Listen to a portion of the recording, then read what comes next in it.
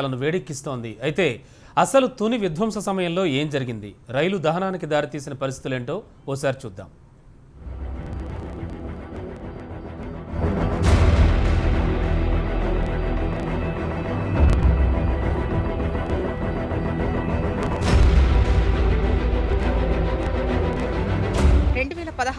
జనవరి 31 తూర్పుగోదావరి జిల్లా తునిలో విధ్వంసం సృష్టించిన రోజు. కాపు ఐక్య గర్జన సభ సందర్భంగా తీవ్ర ఉద్రిక్తత నెలకొన్న రోజు. కాపులను బీసీలుగా గుర్తించే వరకు చావో రేవో తేల్చుకుందామంటూ ముద్రగడ పిలుపునిచ్చారు. పావుగంట కూడా ప్రసంగించకుండానే ఆయన అనూహ్యంగా రైలు రాస్తారోకోలకు పిలుపునిచ్చారు.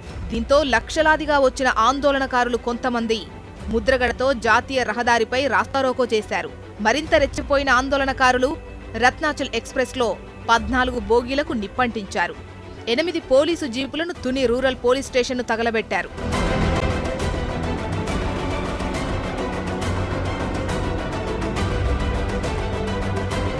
అటు ఉత్తరాంధ్ర, ఇటు రాయలసీమ, గోదావరి జిల్లాల నుంచి సుమారు 4 లక్షల మంది కాపు సామాజిక వర్గానికి చెందిన వారు బస్సులు, లారీలు, రైళ్లు, వాహనాల్లో ఆ రోజు తుని చేరుకున్నారు. మధ్యాహ్నం 2 గంటలకు హైవేపై వెలమకొత్తూరు వద్ద సుమారు 80 ఎకరాల విస్తీర్ణంలో బహిరంగ సభ నిర్వహించారు. ఈ సందర్భంగా ముద్రగడ కాపులను బీసీల్లో చేర్చేందుకు 2 జీవోలను జారీ చేసే వరకు ఉద్యమం ఆగదని స్పష్టం చేశారు. దీనికోసం తాను కుటుంబ సభ్యులతో తునిలో ఆందోళన చేపడతానన్నారు. ఏ ఒక్కరూ ఇళ్లకు వెళ్లొద్దని, రాస్తారోకోకు దిగాలని ఉద్రేకంగా పిలుపునిచ్చారు.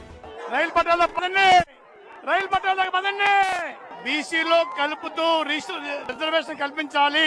సంవత్సరానికి 1000 కోట్లు చొప్పున ఇస్తాన 2000 కోట్లు బ్యాలెన్స్ రిలీజ్ చేయాలి.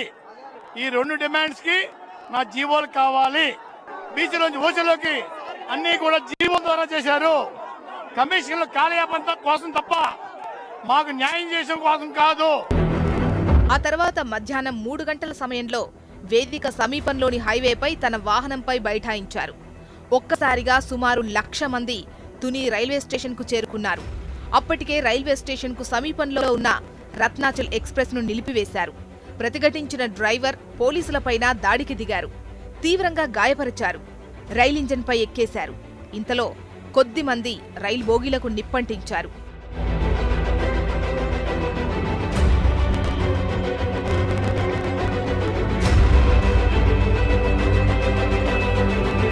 జాతీయ రహదారిపై ముద్రగడ చేస్తున్న ఆందోళనను విరమింపజేసేందుకు పోలీసులు ప్రయత్నించగా ఆయన ఒప్పుకోలేదు.